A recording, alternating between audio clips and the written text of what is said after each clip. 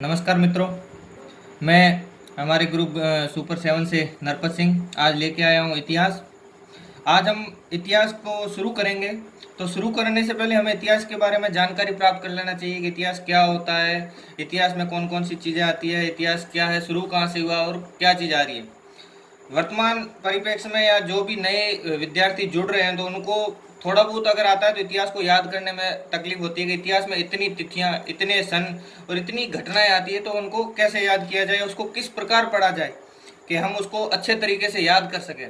तो उसके हल के रूप में हम लेके आए हैं कि इतिहास को हम कैसे पढ़ाएंगे, कैसे क्रमबद्ध पढ़ाएंगे कि विद्यार्थी को कोई दिक्कत ना आए।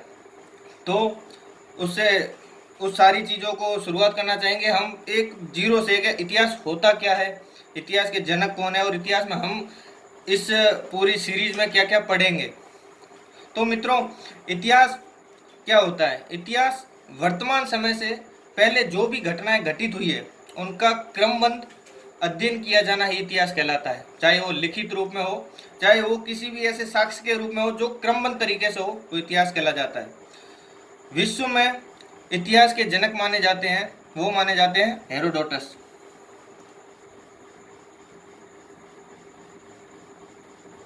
इतिहास के जनक हेरोडोटस को माना जाता है और इनकी पुस्तक है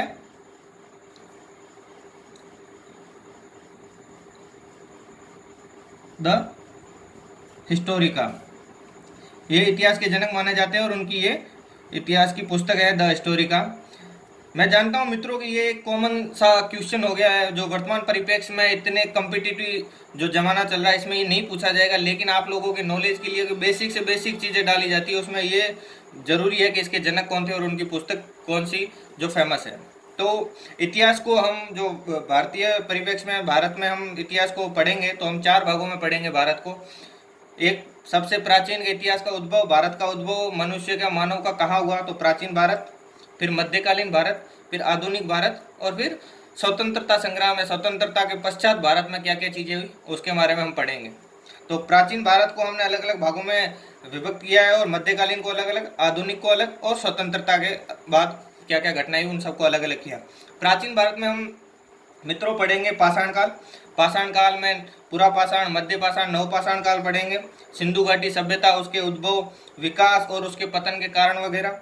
वैदिक काल, उनको अलग अलग भागों में ऋग्वैदिक और उत्तर वैदिक काल में बांटा जाता है, वो पढ़ेंगे मित्रों। फिर उत्तर वैदिक काल के बाद में महाजनपद काल, भारत इतने महाजनपद काल में विभक्त था, उनको पढ़ेंगे। महाजनपद काल के अंदर आता है धार्मिक काल, जिसमें भगवान बुद्ध, महावीर स्वामी इनका जन्म हुआ है, वो सारा। फिर विदेशी आक्रमणकारों का आक्रमण हुए, सिकंदर वगैरह हो, उनको पढ़ेंगे। उनके पश्चात पढ़ेंगे मौर्य काल, जिसमें चंद्रगुप्त मौर्य, बिंदुसार, अशोक जैसे महान सम्राट हुए, जिसकी भारत के इतिहास में बहुत अच्छी जगह और उनके ही अभिलेख, शिलालेख भारत में बहुत प्रसिद्ध है, जिनके आधार पर भारत के इतिहास को पढ़ा जाता है, उनको पढ़ेंगे। फिर उनके बाद मौर्य वंश का पतन कैसे हुआ, उनके बाद में कौन कौन से काल आए उनको पढ़ेंगे। मौर्योत्तर काल में, मौर्योत्तर काल के बाद में भारत का जो स्वर्ण युग कहा जाता है गुप्त काल, उसको पढ़ेंगे। गुप्त काल के बाद में कौन कौन से यानी राजवंश हुए उनको हम गुप्तोत्तर काल में पढ़ेंगे। गुप्तोत्तर काल के बाद में हमारे राजपूत काल, तथा राजपूत काल के साथ ही दक्षिण भारत में कौन कौन से राजवंश चलने लगे उनको पढ़ेंगे। दक्षिण भारत में तथा पश्चिम बंगाल में कौन कौन से राज्य चलने लगे, जिसमें भारत के मध्यकालीन भारत की जो नींव रखी गई वो, और उस नींव में विदेशी आक्रमणकारी जिन्होंने पूर्व मध्यकाल में कौन कौन से आक्रमण हुए, जो मध्यकालीन भारत से जस्ट पहले की घटनाएं थी, उनको हम पढ़ेंगे पूर्व मध्यकाल में। मध्यकालीन भारत की जो नींव है वो पूरे मध्यकाल में रखी जाती है कि यहाँ जो विदेशी आक्रमणकारियों ने आक्रमण किए, भारत के राजपूत राजाओं ने, दक्षिण भारत के राजाओं ने, उनसे निपटने के लिए क्या क्या घटनाएं हुई, कौन कौन से युद्ध हुए, उन सब का ही परिणाम निकलता है मध्यकालीन भारत। मध्यकालीन भारत का प्रारंभ सल्तनत काल से माना जाता है। सल्तनत काल में विदेशी आक्रमणकारी जो भी 5 ये राजवंश हुए हैं, जो मुगलों के आने से पहले भी उनके गुलाम वंश की नींव कैसे रखेगी, बाकी सारा सल्तनत काल में पढ़ेंगे। फिर मुगल काल में पढ़ेंगे बाबर, हुमायूं, अकबर, इन सब का उत्थान कैसे हुआ, उनके काल में क्या क्या घटनाएं घटित हुई, उनके काल में क्या क्या चीज़ें हुई, सारा पढ़ेंगे। मुगल काल के साथ साथ ही उस समय दक्षिण भारत में कौन कौन से राजवंश, जैसे बहमनी राजवंश हुआ या विजयनगर साम्राज्य हुआ, इन सब का हम दक्षिण भारत में पढ़ेंगे। मुगल काल के अंदर ही दक्षिण भारत के साथ साथ हम मराठों का उत्थान पढ़ेंगे, मराठों में शिवाजी कैसे आए थे, सिंधिया वगैरह ये कैसे है, सारा मराठों में हम पढ़ेंगे। इन मराठाओं के पश्चात धार्मिक आंदोलन शुरू हुए थे, जिनमें ये सारे भी संप्रदाय वगैरह फैले, जितने भी पंथ बने, वो धार्मिक आंदोलन का विकास कैसे हुआ, उसके साथ ही कुछ कुछ घटनाएं घटी, तो ये धार्मिक आंदोलन को लेके वो सारी घटनाएं पढ़ेंगे।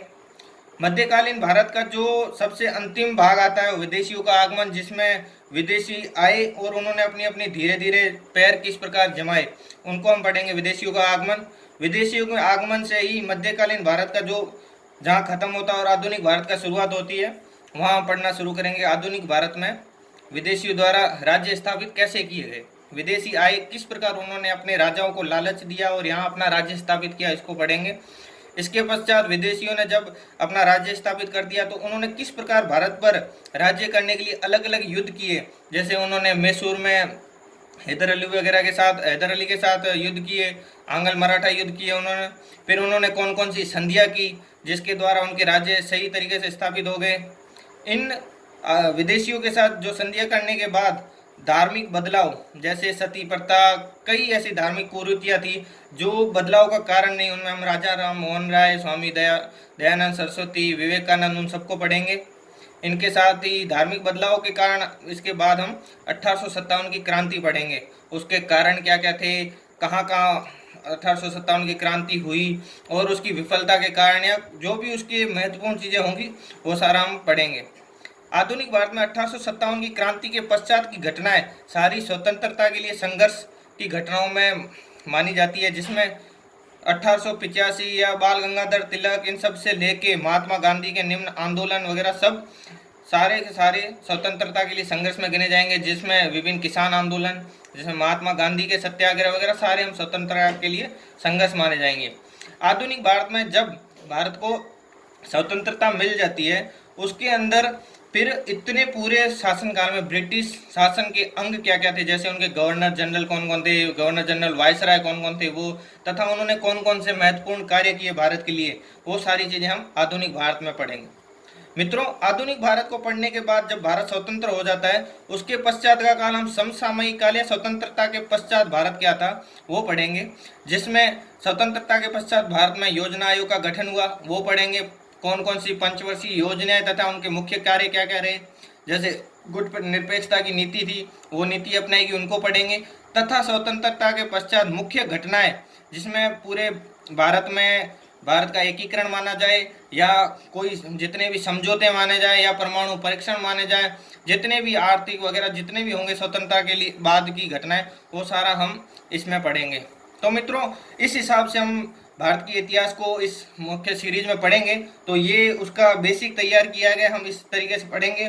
मैं आपसे कहना चाहूँगा कि ये एक इतिहास को किस प्रकार से पढ़ा जाए, इसको आप अच्छे तरीके से अपना स्क्रीनशॉट ले लें, जिससे आपको आसानी हो कि हर किसी भी जितने भी भाग है उनको हम किस प्रकार से पढ़ें या हमारे पढ़ने का तरीका क्या हो, तो उसमें हमें आराम से याद किया जाए। इस वीडियो के पश्चात हम प्राचीन भारत से प्रारंभ करेंगे, जिसमें हम पाषाण काल से प्रारंभ करेंगे और ये सारे जितने भी हमने पॉइंट दिए सारे पढ़ाए जाएंगे और आपको साथ में ये भी बताया जाएगा कि पढ़ने का तरीका कैसा हो, कैसे हम सन को एक दूसरे की घटनाओं को आपस में जोड़ें, तो जिससे कि हमें एक दूसरे सन भूलने में कोई दिक्कत ना हो। मुख्य इतिहास में क्या होता है, आप सन याद कर लेते हो तो तारीखें भूल जाते हो, तारीख याद करते हो तो सन भूल जाते हो। मित्रों, हम यही चीज़ आपको बताएंगे। बेसिक एक विद्यार्थी एक जो कॉम्पिटिटिव एग्जाम दे रहा हो क्या चीज़ याद करे तो उनको आगे दिक्कत ना हो, एक घटना को दूसरी घटना से कैसे जोड़े जिससे उनको सन याद करने में दिक्कत ना हो या युद्ध याद करने में दिक्कत ना हो।